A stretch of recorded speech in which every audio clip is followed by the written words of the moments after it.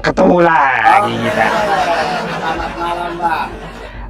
Oke, Bang. Gimana, Bang? Udah sehat atau gimana, Bang? Kalau kita Bang sehat, Bang. Selamanya sehat, Bang. Sampai Oh, selamanya sehat. ini. Oh, sehat. Oh, berarti kalau udah sehat, udah berhenti nyembah manusia dong. Enggak, kita nggak pernah nyembah manusia, Bang. Kita nggak pernah menyembah manusia. Wah, terus Yesus itu manusia atau bukan, Bang? Oh, Yesus sekarang udah jadi Tuhan, Bang. Udah jadi Tuhan, kapan dilantik kalau jadi? Semenjak dia ditentukan oleh Allah jadi Tuhan. Bukankah dia dilantik jadi pemilihan Tuhan itu tahun 325? Bukan dilantik, Bang. Jadi dia udah ditentukan sejak awal. Sebelum diciptakan segala sesuatu, dia diciptakan untuk Tuhan buat manusia, Bang. Jadi yang Anda sembah sekarang itu manusianya Yesus atau yang mana nih? Ya posisinya sekarang udah jadi Tuhan. Saya nggak pernah melihat dia jadi manusia. Oh gitu. Jadi posisinya udah jadi Tuhan. Ya. Jadi kalau terus makanya zaman dulu banyak orang nggak percaya kepada Yesus sesuai dengan pertanyaan-pertanyaan yang saudara-saudara sering lemparkan kepada umat Kristen. Itu juga yang dipertanyakan di saat Yesus ada di dunia. Makanya banyak orang nggak percaya karena posisinya masih manusia, Bang. Karena nggak mungkin orang percaya manusia jadi Tuhan. Sekarang saya gampang gitu. mempercayai dia karena saya meyakini dia bukan lagi manusia, udah menjadi Tuhan, Bang. Gitu. Kalau mungkin saya saat masa itu, mungkin saya juga akan sulit percaya, Bang. Kalau saat masa itu, kalau langsung bertemu, karena kenapa? Akal manusia nggak bakal bisa nerima, Bang. Gitu. Oke, baik. Kalau syaratnya jadi Tuhan itu dari manusia ke menjadi Tuhan, itu syaratnya apa, Bang? Syaratnya taat kepada Allah itu sendiri, saleh. Makanya ada ayat taat kepada Allah sendiri, saleh. Bentar, Bang. Jadi dia makanya diangkat menjadi raja di atas segala raja. Segala makhluk yang ada di dunia ini. Dengung. Tunggu, Bang. Ya, gimana? Jadi syaratnya tadi kan, syaratnya karena Yesus taat kepada Allah Bapa sampai dia mati dan bangkit, Bang. Maka dia dijadikan jadi raja di atas segala raja, Tuhan di atas segala Tuhan bagi makhluk manusia dan malaikat-malaikat yang di surga. Syaratnya yang saya tanya, Bang, dari manusia jadi Tuhan itu syaratnya gimana gitu? Gimana, apa syaratnya? Harus taat. Jadi dia syaratnya harus taat kepada yang mengutus dia, Bang. Salah, Bang. Mau tahu syaratnya kayak gimana? Berarti apa saya tahu kan ini menurut saya. Kan itu menurut keyakinan saya, Bang. Gimana kan? Mana ini macet nih videonya nih. Macet saya, Bang. Ya, aduh. Ini kembali dulu bang, kayak judul ini kenapa ini ada judul kayak gini, Edis TV setara dengan Yesus. Siapa itu yang menganggap setara Edis TV sama Yesus? Oh gitu, baik, jangan terkejut ya. Emangnya abang ikuti Edis TV? Kalau saya kan suka ngelihat. Oh, suka ngelihat, ikuti live-nya. Ikuti live-nya, tapi terus abang percaya dengan yang dia katakan? Kalau dia mengatakan sesuai dengan ajaran Alkitab, ya pasti ya percaya, Bang. Oh, percaya ya gitu ya.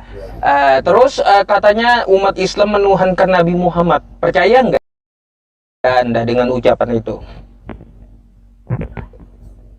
Ya tergantung Muslim ya, Bang. Bukan, yang saya tanya dari Kristennya. Percaya nggak Anda pribadi gitu? Kalau umat Islam menuhankan Nabi Muhammad. Kalau kita lihat dari ucapan saudara-saudara Muslim, ya kayaknya memang mempertuhankan, Bang. Oh, jadi percaya dengan Edis ya? Kalau Edis itu kan berbicara sesuai dalil, sesuai fakta gitu. Ya udah, artinya kan sesuai dalil, sesuai fakta menurut Anda dan Anda percaya, betul? Percaya dong, kalau namanya saya ada data gimana sih? Oke, baik. Bang, Anda sepakat nggak kata Edis yang namanya mengikuti dan menaati artinya menuhankan? Sepakat nggak?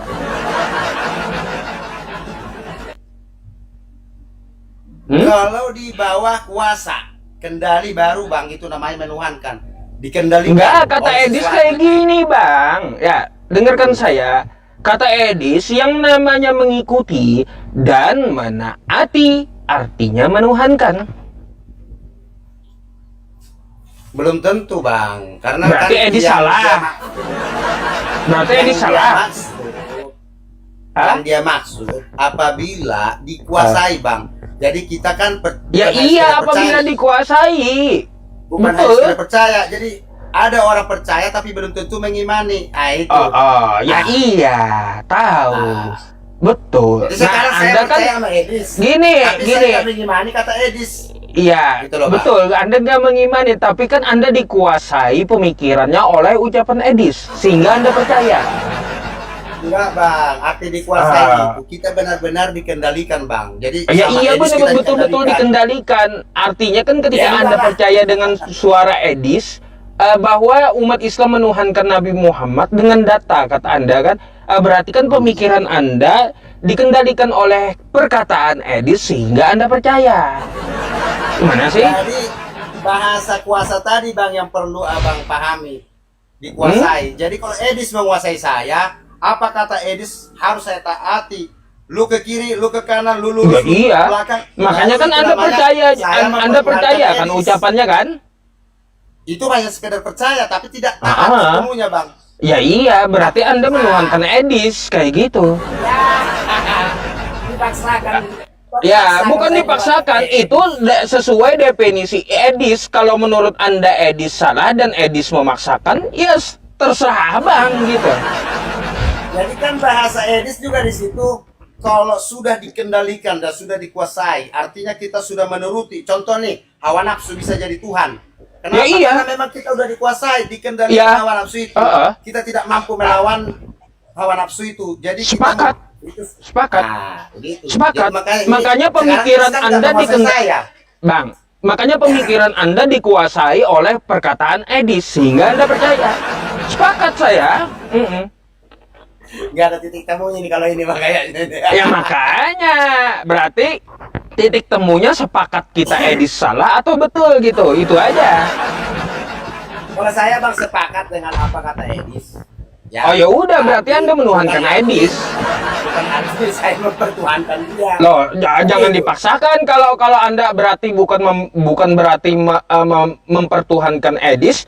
Artinya Bang ya, artinya begini ya. Ketika Anda percaya dengan Edis, definisi Edis kita pakai. Kalau Anda membantah, artinya Edis salah. Kayak gimana? Saya nggak maksa.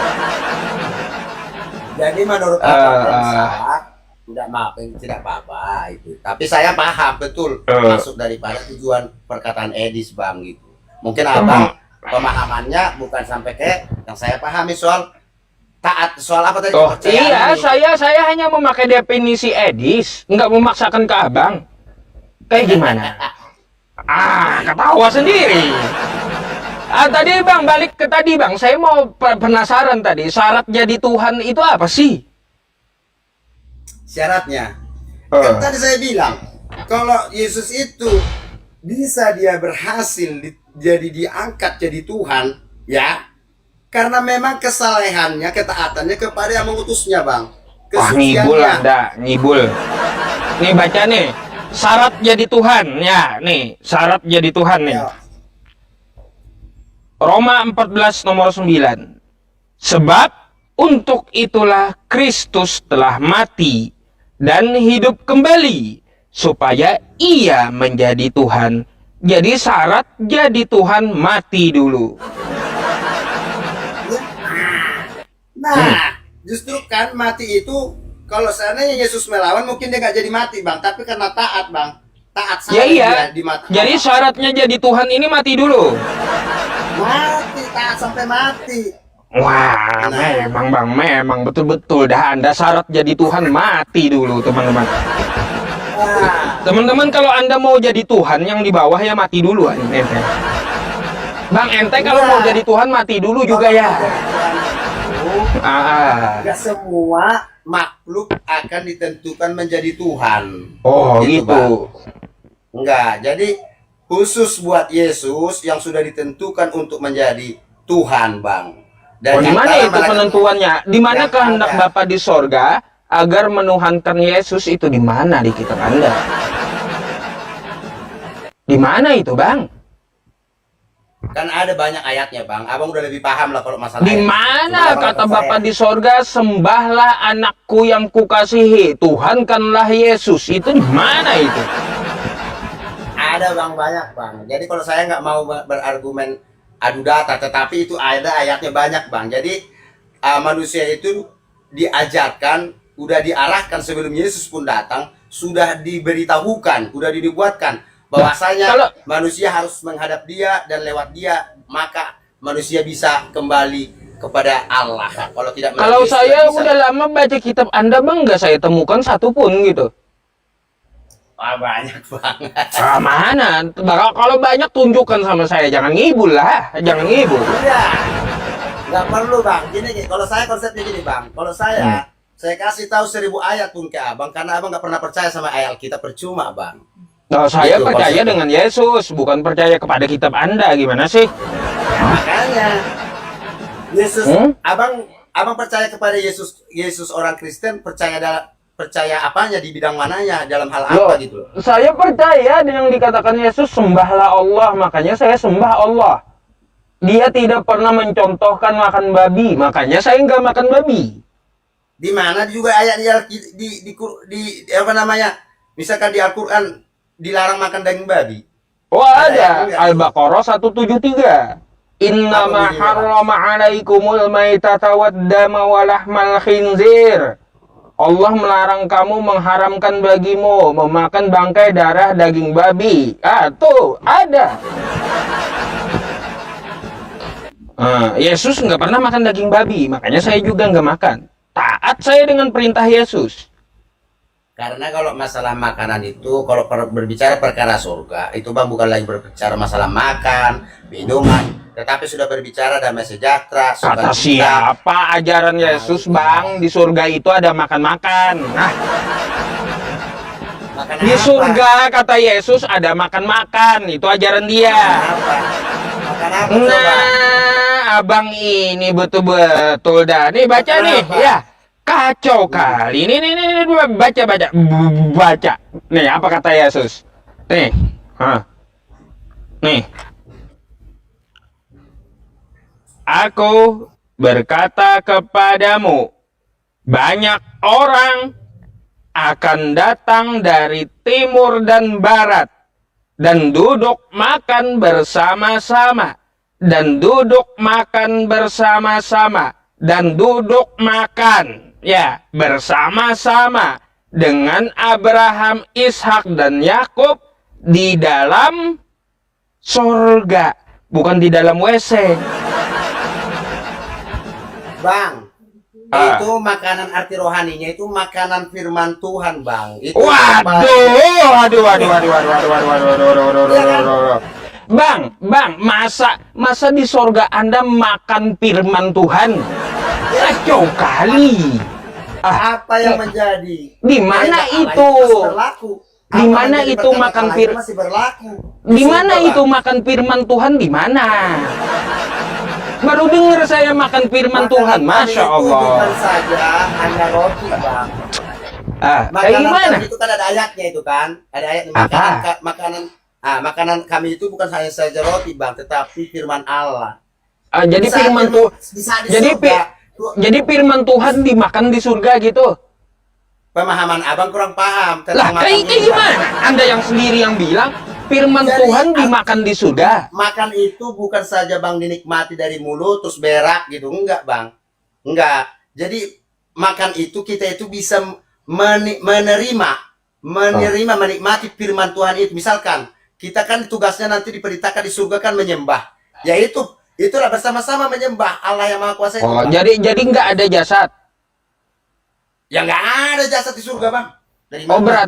berarti Casper makan firman Tuhan gitu. Ya enggak, makanya kan ada firman Tuhan. Kayak gimana? Saya bingung, Bang. Casper makan firman Tuhan atau kayak gimana? Apa itu Casper? Apa itu Casper kan abang tahu tuh kartun Casper kan kayak gitu. Masa Casper makan firman Tuhan aja? Kacau abang. Casper kan nggak masuk surga, Bang. Iya bentuknya kan kayak Casper jadinya. Enggak. Ah, Beda lah. aduh abang bang. Bentuk nanti roh dalam apa namanya roh, Bang. Jadi bentuk tubuh dan kemudian itu dibentuk roh, Bang. Jadi bukan lagi Casper, bukan bentuk lagi tubuh Terus ada jasad, perang, bukan, Bang. terus ada perang di surga gitu juga. Dulu iya, waktu Lucifer, zaman Lucifer. Oh dulu ada perang di surga dulu. Ya ada. Masa agama Muslim juga masa iya nggak percaya dulu. Lucifer dari mana, Bang? Enggak, yang akan datang gimana itu perang naga di surga? Kayak gimana? Perang naga di surga. Nah, kacau. Nih, ya nanti ada perang naga di surga Anda gimana sih? Barongsai tuh ya, ada barongsai. Maka timbullah peperangan di surga. Mikael dan malaikat-malaikatnya berperang melawan naga. Bosku. Itu menceritakan zaman dulu sebelum Lucifer dibuang ke dunia, artinya iblis sebelum dibuang ke dunia, Bang. Itu Di mana nggak ada di sini keterangannya, ngaco. itu, Bang, itu malaikat itu pengertiannya. Makanya kalau abang baca dari awal sampai akhir baru abang ngerti gitu, Bang. Loh, itu cuma tiga ayat loh. Kayak gimana? Nggak ada ya di situ keterangannya. Kayak gimana? Iya, Bang, itu menceritakan pas perperangan itu di zaman dulu. Setelah sekarang nanti sampai akhir zaman nggak ada lagi peperangan di surga, Bang. Nggak ada itu ceritanya. Nggak Aduh. ada. Wah, Ada, Bang. kacau ya teman-teman ya. Aduh. Itu gimana Apalagi nih? pertanyaannya? Bentar. Macet, Bang. Oke, tap layar, boleh tap layar. Bukan. Itu saya heran aja. Udah kayak Dragon Ball ya, kayak Casper makan firman. Jadi nih ceritain nih, Bang. Ceritain nih. Percaya nggak percaya terserah ya. Apa tuh? Jadi dulu itu peperangan yang dimaksud di saat itu adalah masalah penentangan pemberontakan malaikat Lucifer, malaikat yang paling disayangi oleh Tuhan. Jadi ikutlah itu malaikat Mikael sama apa itu satu lagi tadi, Bang, yang abang baca Gabriel ya, apa ya? Nah, itu ikut melawan si Lucifer ini untuk mengusir dari surga, Bang. Itu menceritakan itu. Cuman ayat yang seininya saya nggak bisa secara data, Bang, secara detail nggak bisa ceritakan, Bang. Nah, jadi itu menyinggung masalah peperangan masa lalu, Bang. Oh gitu ya, terserah Anda lah, itu kan iman Anda ya. Saya juga hanya kasih tahu dalil-dalil yang saya berikan kepada ente gitu ya. Ya bingung aja, Casper makan firman Tuhan baru dapat saya. Ada Casper masuk surga masalahnya, Bang. Nggak ada Casper. Iya, Orang yang itu masuk kan kayak surga Casper itu, gitu. ya kan menurut abang itu, Bang. Ya, Soalnya nggak ada jasad, ayo gimana? Lihat Jadi, teman-teman, oke. Casper ada nggak jasadnya? Nggak ada kan? Jadi kalau kalian nanti di surga berarti kalian bentuk jasad gitu. Oh ada jasad surgawi namanya. Tapi Casper juga dong, Casper surga. Bukan, ada jasad surgawi ada. Terus Dia tidak menua, tidak ada najis. tidak ada najis gimana? Katanya di sono mecah perawan gimana, Bang? Itu. Lah, sama dengan perjanjian Yesus sama. Yesus kan janjiin 100 perawan dipecahin itu. Gimana ayatnya, Bang? Gimana? Matius 19:29. Coba baca apa masalah apa? Masalah mempelai itu. Bukan mempelai. Barang siapa, kata Yesus, meninggalkan istrinya, orang tuanya, ladangnya, saudaranya demi namaku, maka akan dibalas 100 kali lipat. Simple, Bang, itu mah.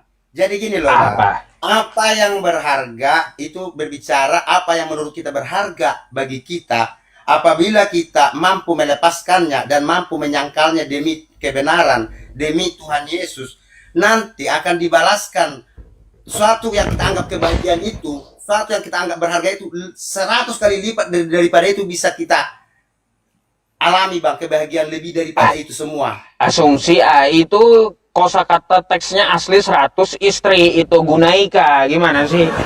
Enggak bang, makanya Gunaika bahasa Yunaninya, Gunaika itu perempuan.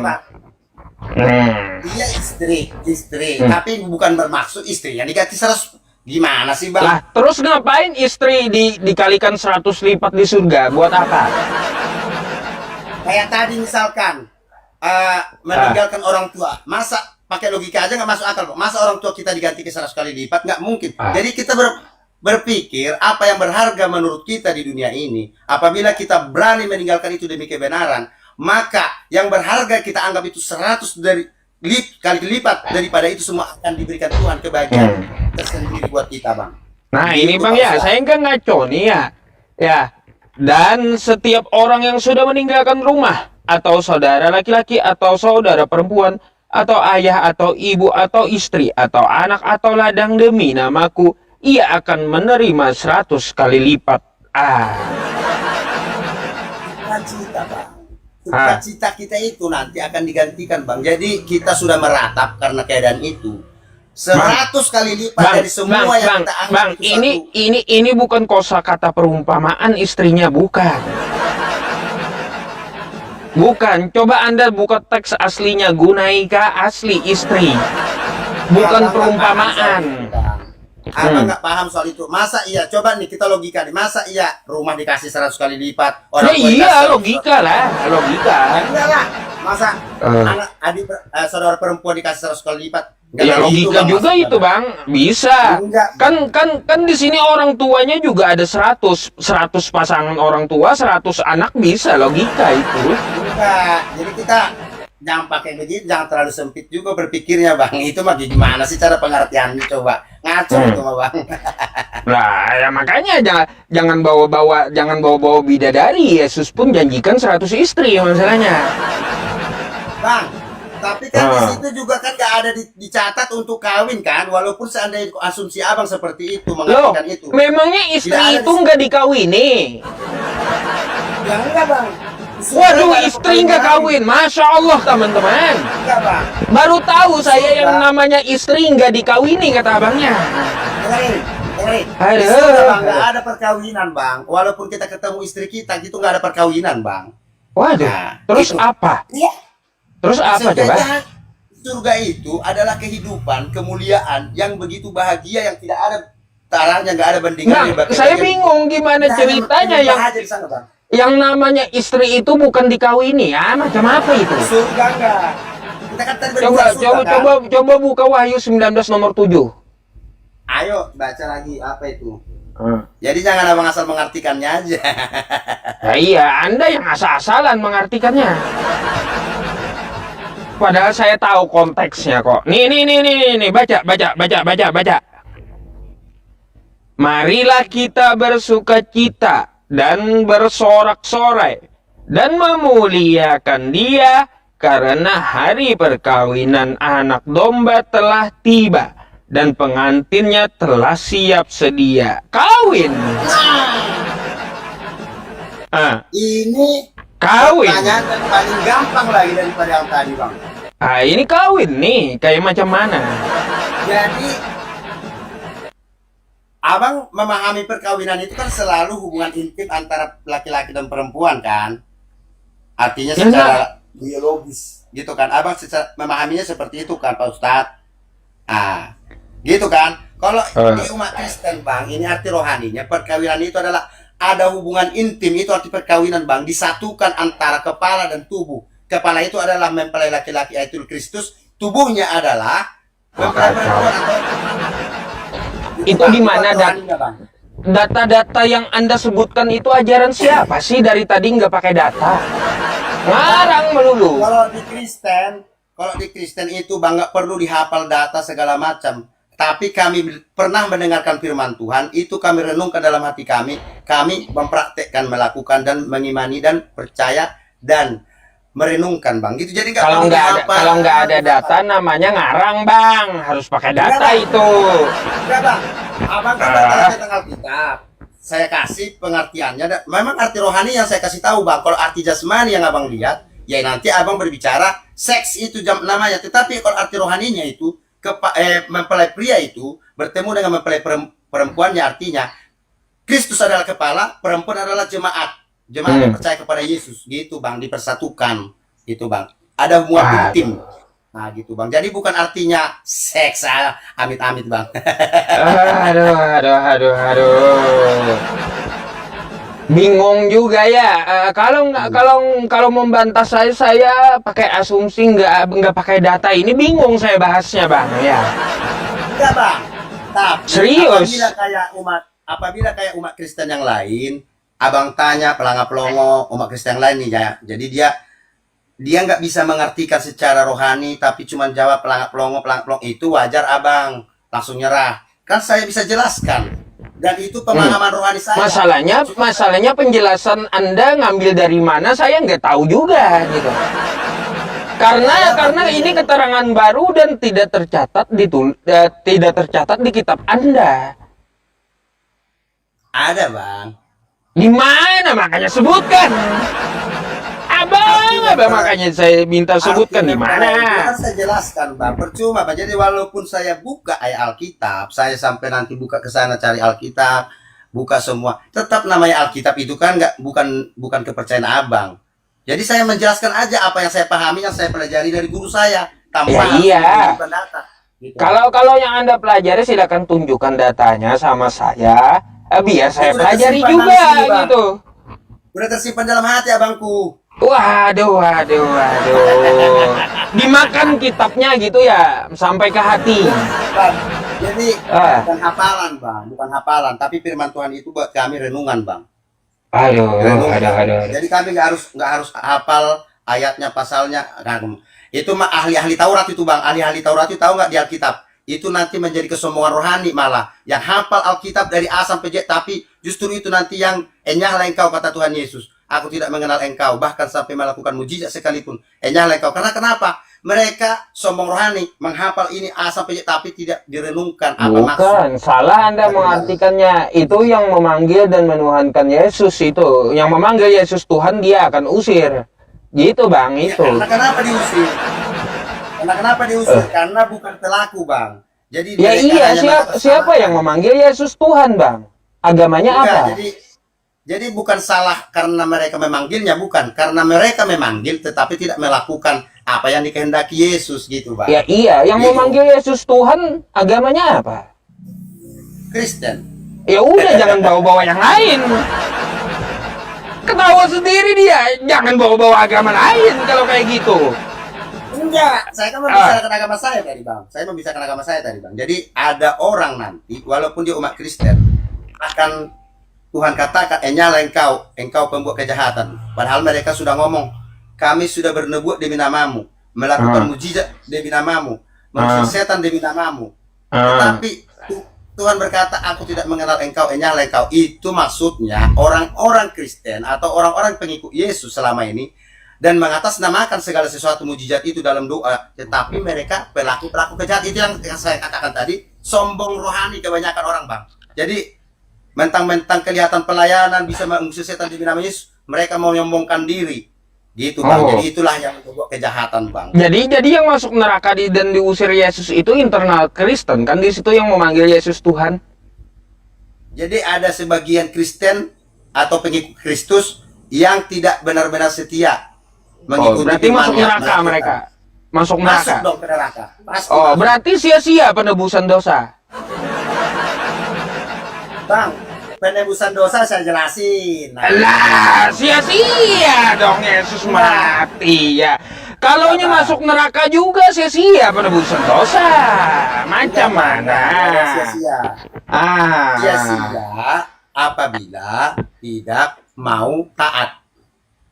Gitu loh. Artinya gini loh. Sebelum saya mengenal kebenaran, begitu saya mengenal Yesus, menurut saya kebenaran, dosa lama saya itu akan disucikan, Bang, dihapuskan. Nah, jadi selesai, jadi tidak harus dihukum karena dosa lama kita, tidak harus proses hukum, Bang. Tetapi apabila saya setelah mengenal Yesus, tahu tentang mana yang jahat, yang jelek, mana yang buruk, yang mana yang baik, melakukan kembali kejahatan yang sudah dilarang Yesus, nanti saya akan diproses, Bang, dihukum sendiri, diproses, menderita. Tetapi apabila tidak diproses selama hidup saya karena udah menjadi pembangkangan, pemberontakan kepada Yesus, padahal saya tadi sudah menerima Dia, itu nanti diproses di akhirat, Bang. Tidak ada ampun lagi. Itu datanya di mana itu? Tertulis di mana? Itu, Bang, udah di dalam hati semua, Bang. Waduh. Dalam hati semua. Aduh, ngeri abang ini. Hafal Bible dia, teman-teman, hafal Bible-nya. Jadi saya nggak perlu, Bang. Jadi saya nggak perlu, Bang. Ayat di sini, ayat itu, pasal ini, kitab ini nggak perlu, Bang. Tapi itu semua cerita itu bisa saya tahu, Bang. Saya Ya udah, Bang. Kalau gitu, abang ada yang mau disampaikan atau mau bertanya lagi sebelum saya naikkan ke Kristen lainnya, boleh? Kalau untuk diskusi saat ini, abangku, udah cukup, Bang. Nggak apa-apa, biar kita kasih kesempatan bagi orang. Tapi ada pesan nih, ada pesan. Apa tuh? Silakan. Ada pesan nih. Bagi umat-umat Kristen yang di bawah mungkin mengikuti live streamingnya Pak Ustadz ini, jangan mau ikut-ikutan menghujat, karena itu bukan karakter ajaran Kristus loh. Nah, hati-hati. Jadi jangan ikut-ikutan saling mengeledek, saling menghina, saling menghujat.